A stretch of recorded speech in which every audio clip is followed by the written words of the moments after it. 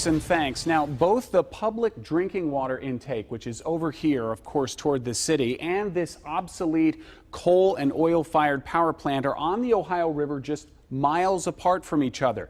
The I-Team found a state permit that allows Duke to release wastewater directly into the Ohio River. And as you can see, the water supply is downstream from the power plant. The Beck Jord power plant releases oil and grease into the Ohio River every day on purpose and with a state permit. Other contaminants allowed out of these pipes include small amounts of mercury and arsenic. When renewing the permit, the state of Ohio called for, quote, new monitoring for arsenic, barium, and zinc based on the reasonable potential to exceed water quality standards. Where are these contaminants coming from? Here. Coal ash ponds right next to the plant and the river. Since the 1960s, fly ash, boiler slag, and other wastewater has been dumped into the ponds, where solids settle to the bottom and oil and grease is skimmed off as the wastewater leaves the ponds.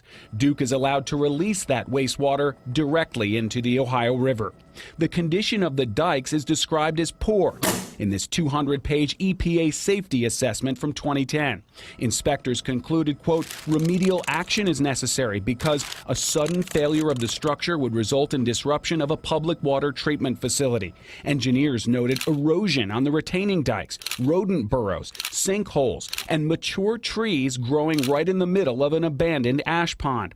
The water level in one pond dropped suddenly back in 1999, and coal ash was released into the Ohio River before the broken overflow pipe could be repaired.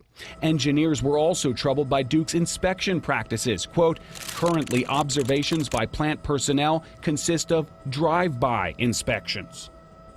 And Duke Energy is currently in the process of permanently closing the plant here at Beck Jord because it pollutes too much to meet the new EPA air quality standards. A Duke spokesperson told the I-Team that it has fixed the problems outlined in this 200-page 2010 EPA report, and the coal ash ponds will either be covered over or removed here from the facility when the plant starts closing early next year. Carol, Tanya? All right. Thank you, Brendan. Thanks for that perspective.